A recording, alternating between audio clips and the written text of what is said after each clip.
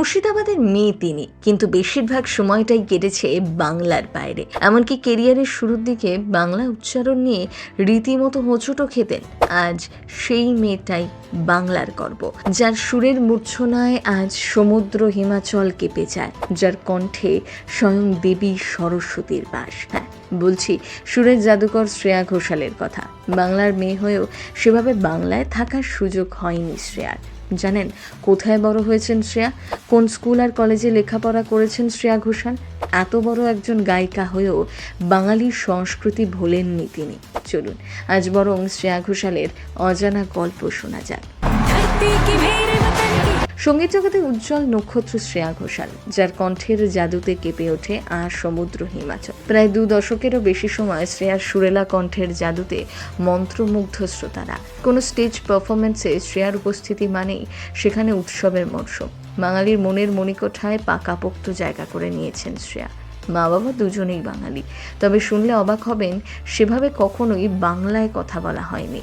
এমনকি কেরিয়ারের শুরুর দিকে বাংলা উচ্চারণ নিয়ে রীতিমতো হোঁচটও খেতেন। সেই মেয়েটাই আজ বাঙালির গর্ব, সঙ্গীত জগতের আইকন। 1984 সালের 12ই মার্চ জন্ম শ্রেয়া ঘোষালের। জন্মসূত্রে তিনি পশ্চিমবঙ্গের মুর্শিদাবাদ জেলার বহরমপুরের বাসিন্দা হলেও বড় হয়েছেন রাজস্থানের কোটার নিকটবর্তী রাওয়াত ভাতা শহরে। বাবা বিশ্বজিৎ ঘোষাল পারমাণবিক শক্তি নিগমে কাজ করতেন একজন তড়িৎ প্রকৌশলী হিসাবে, আর পরিবার নিয়ে সেখানেই থাকতেন তিনি। রাজস্থানেই বড় হন শ্রেয়া ও তার ভাই।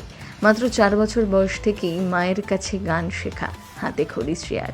মা হারমোনিয়াম বাজাতেন আর ছোট্ট শ্রেয়া মায়ের সঙ্গে গলা মিলিয়ে আদো আদো গলায় গান গাইতেন।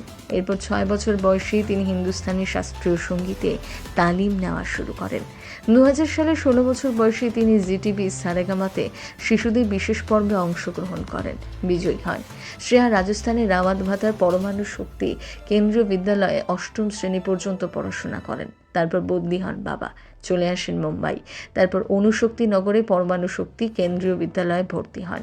এরপর সায়েন্স নিয়ে পড়াশোনা করবেন বলে ভর্তি হয়েছিলেন পরমাণু শক্তি জুনিয়র কলেজে। এরপর সিদ্ধান্ত বদল শ্রেয়ার। জুনিয়র কলেজ ত্যাগ করেন এবং মুম্বাইয়ের SIES college of arts, science and কমার্সে ভর্তি হন ইংরেজি অনার্স নিয়ে। শ্রেয়ার কেরিয়ারের মোড় ঘুরে যায় দেবদাস সিনেমায় প্লেব্যাকের পর। দেবদাস সিনেমায় তার গান বেরি পিয়া সিলসিলা ইয়ে চাহাত কা পৌঁছে যায় জনপ্রিয়তার শীর্ষে। তারপর আর পিছন ফিরে তাকাতে হয়নি। 20টি ভাষায় 3000টিরও বেশি গান এবং হিন্দিতে 1150টিরও বেশি গান গেয়েছেন। বর্তমানে ভারতের পয়লা সারির গায়িকা হিসেবে অনেকেই এগিয়ে রাখেন শ্রেয়া ঘোষালকে। শ্রেয়া ঘোষাল কিন্তু শুধু বাংলা বা হিন্দি ভাষাতেই গান গাননি।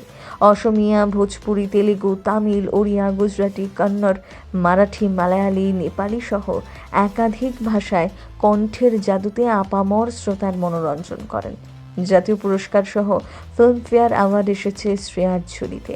কর্মসূত্রে মুম্বাই এখন শ্রেয়া ঘোষালের পাকাপোক্ত ঠিকানা। তবে শিকড় ভোলেননি তিনি। বাংলা সংস্কৃতি বিশ্বমঞ্চে তুলে ধরেন গায়িকা। প্রথম বাংলা ব্যুরো।